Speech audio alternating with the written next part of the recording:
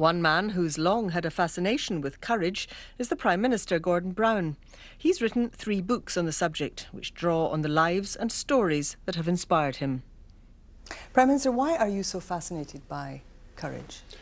Because I've read about people, heard about them, talked to people who have displayed this, this great moral quality.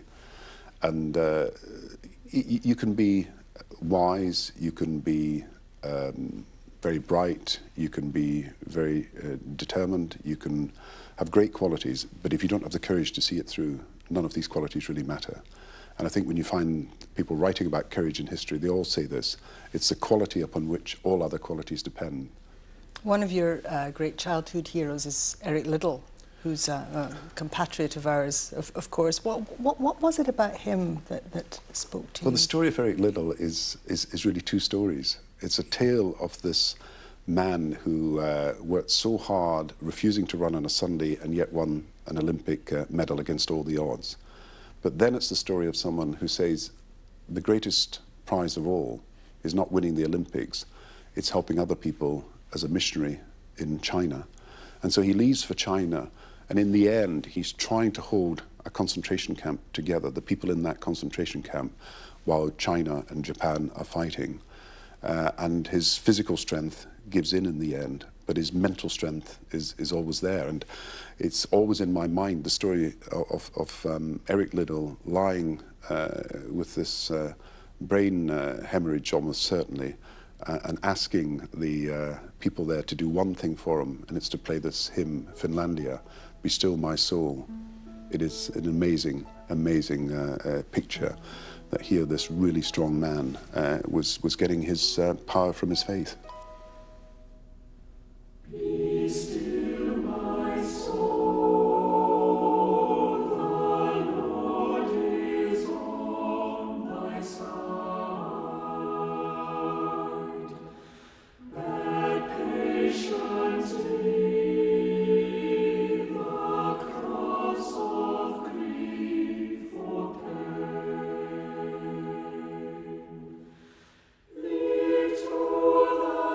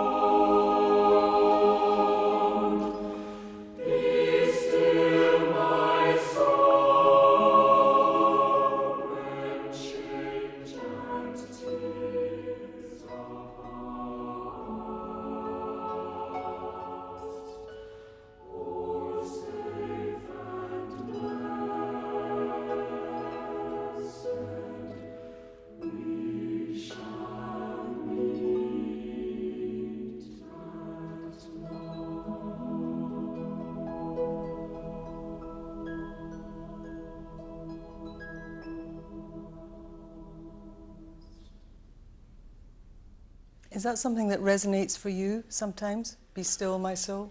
Be still, my soul. I think in a world like this, people have got to have time to think about what they're actually doing, what they're trying to achieve, and not just doing things. And I think you've got to stand back sometimes, and I think the courage that people like Eric Liddell showed, and all the people that I try to write about, from ordinary heroes in our country who make a decision to do something that is so important, but you've got to have the strength of belief, you've got to believe in what you're doing, and you've got to have the willpower to see it through. I take Cicely Saunders as one example. Now, she led the hospice movement in Britain, and, you know, perhaps one of the greatest social revolutions in the last few years has been people coming to terms with dying. I mean, the greatest mystery of all. And instead of the medical establishment shying away from this issue, she forced the medical establishment to face up to it. Are you able to admit whether your courage has ever failed you? I think when you go through difficult personal times, you always ask big questions, but equally at the same time, you know, there's nothing that I'm having to go through in the last 2 years as a person that I haven't faced previously in a more direct and more personal and more difficult ways. Political courage is maybe a different matter in some senses, but I wonder how much courage it takes to retain your personal integrity, your personal values, while at the same time having to exert some of the rougher acts and arts of politics. It's very funny because I was brought up in a family where I never heard my father say any bad words about anybody. And I don't know anybody who in any way disliked my father. So I was very much influenced by that. And of course, politics is, I'm afraid, a lot more about people's calculations, people's ambitions, people's motives than it should be. I mean, politics should be about people trying to achieve great goals and great ambitions, and the small sort of personal ambitions of people should take second place to the great causes that people are fighting for. That's not what happens, and though, and so, yes, people make mistakes, and yes, people do wrong things, as we found with MPs' expenses. Like bankers do wrong things, as we found with their bonuses and the way they've been irresponsible. But equally, the vast majority of people want a better society, and you need people with strong values, and that's how I see the roots of courage, as strong beliefs, and you need people with the willpower. So you need strong willpower and determination to see things through.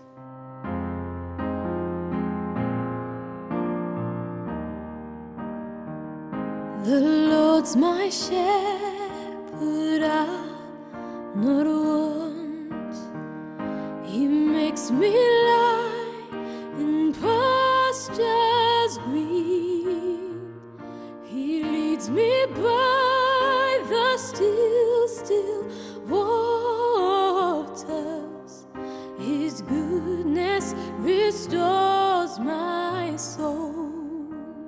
And I will trust in you alone. And I will trust in you alone. For your endless mercy follows me. Your goodness will lead me home.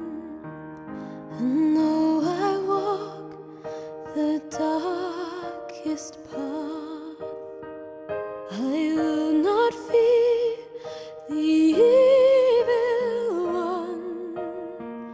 For you are with me, and your rod and staff are the comfort I need to know. And I will trust in you alone. And